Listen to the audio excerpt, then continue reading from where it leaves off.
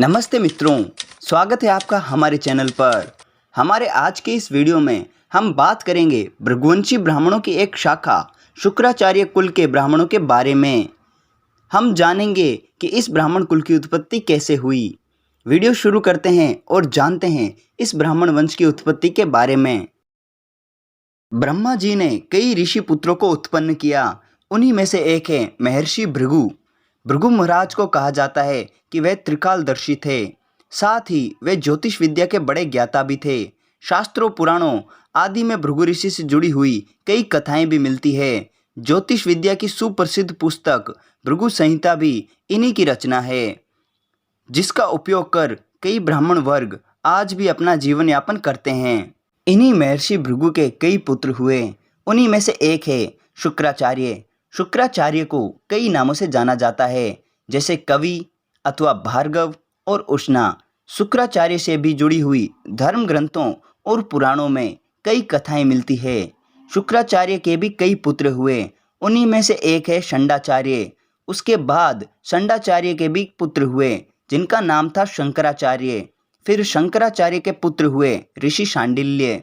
ऋषि शांडिल्य के विषय में बताया जाता है कि यह धर्मशास्त्रों के विद्वान व्यक्ति थे और इन्होंने कई रचनाएं भी की थी।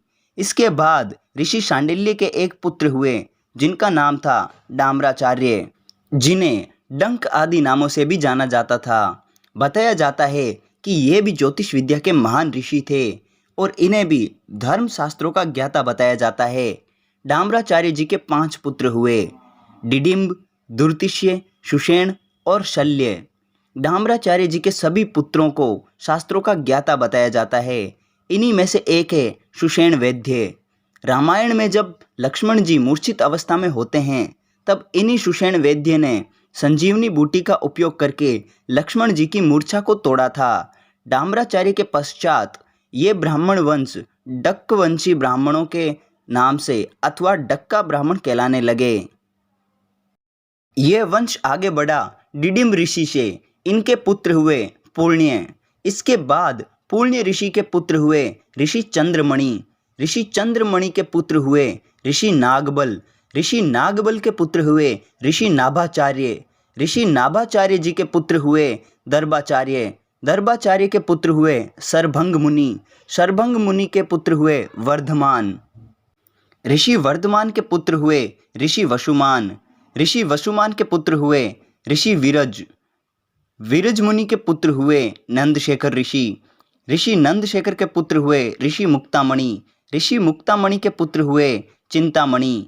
ऋषि चिंतामणि के पुत्र हुए भगमुनि। भगमुनि के पुत्र हुए मधुछंद ऋषि। मधुछंद ऋषि के पुत्र हुए कंठाचार्य। कंठाचार्य के पुत्र हुए नीलकंठ ऋषि।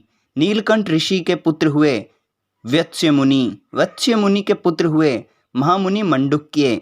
महामुनि मंडुक्य के पुत्र हुए छांडुल्य ऋषि।